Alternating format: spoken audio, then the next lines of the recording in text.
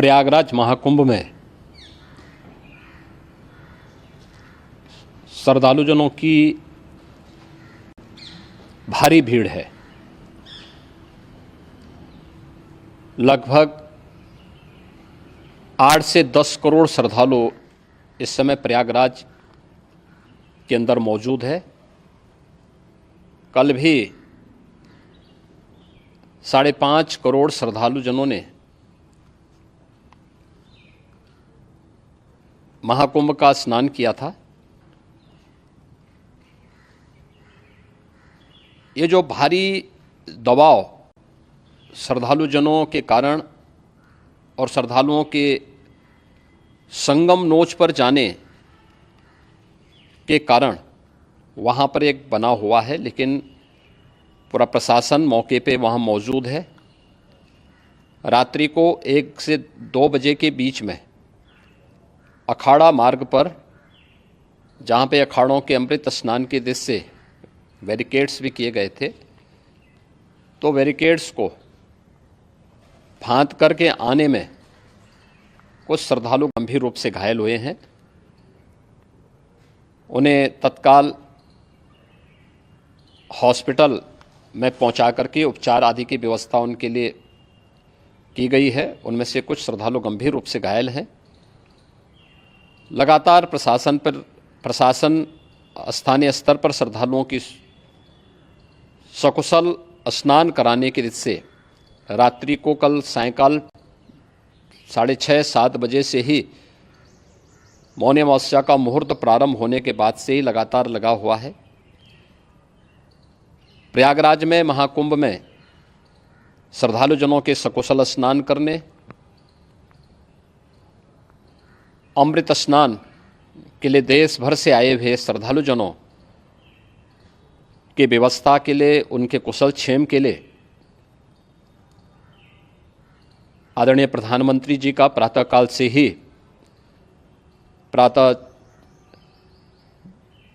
से ही उनके लगभग 4 बार प्रधानमंत्री जी ने हालचाल लिया है। माननीय गृह मंत्री जी ने, माननीय राष्ट्रीय अध्यक्ष भारतीय जनता पार्टी श्री JP नड्डा जी ने, माननीय गृह मंत्री श्री अमित शाह जी ने भी, और प्रदेश की माननीय राज्यपाल श्रीमती आनंदीबेन पटेल जी ने भी लगातार जानकारी लेकर के सभी के कुशल क्षेम और सकुशल स्नान कराने के बारे में निरंतर रिपोर्ट ले रहे हैं। हम लोगों की प्रातःकाल से ही श्रद्धालुजन जो भी आए हैं वे स्नान कर सकें, इसके लिए यहाँ पे उच्च स्तरीय बैठक भी चल रही है, जिसमें मुख्य सचिव भी हैं, DGP हैं, प्रमुख सचिव गृह हैं, मुख्यमंत्री कार्यालय के अपर मुख्य सचिव के साथ साथ ADG लॉ एंड ऑर्डर के साथ साथ अन्य वरिष्ठ अधिकारीगण मौजूद हैं। प्रयागराज में हालात वर्तमान में नियंत्रण में हैं, लेकिन भीड़ का दबाव बहुत बना हुआ है। अखाड़ा परिषद से जुड़े हुए पदाधिकारियों के साथ मैंने स्वयं भी बातचीत की है। आचार्य महामंडलेश्वरों से भी, पूज्य संतों के साथ भी मेरी बातचीत हुई है, और पूज्य संतों ने बड़ी ही विनम्रता के साथ इस बात को कहा है कि नहीं, श्रद्धालुजन पहले स्नान करेंगे और फिर जब उनका दबाव कुछ कम होगा और वे सकुशल वहाँ से निकल जाएंगे, तब हम लोग स्नान करने के लिए संगम की तरफ जाएंगे। अभी पहले श्रद्धालुजनों को, चूँकि देश भर से आए हैं, तो इसके लिए उन्हें सभी अखाड़े इसके लिए सहमत हैं और सभी लोग इस व्यवस्था के साथ जुड़े हुए हैं। लगातार इस दिशा में हम लोगों का प्रयास है कि जो अब तक प्रातःकाल से ही आपने देखा होगा, कल मैंने बताया कि कल लगभग 5.5 करोड़ श्रद्धालु कल महाकुंभ का स्नान किए हैं, और आज प्रातःकाल तक लगभग 8:30 बजे तक 3 करोड़ से अधिक श्रद्धालु स्नान कर चुके हैं, और ये लगातार जारी है। लेकिन संगम नोच पर, अखाड़ा मार्ग पर, नागवासुकी मार्ग पर लगातार दबाव बना हुआ है, और वहाँ पर श्रद्धालुजनों की सुविधा के लिए भी हर प्रकार की वहाँ पर प्रशासन पूरी मुस्तैदी के साथ लगा हुआ है।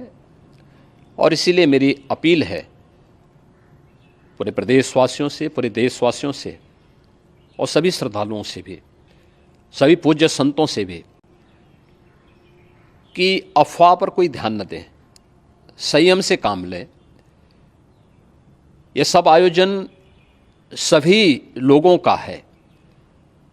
प्रशासन उनकी सेवा के लिए पूरी तत्परता के साथ लगा हुआ है।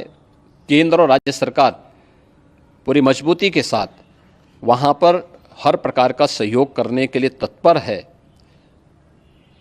लेकिन कोई किसी अफवाह पे ध्यान न दें।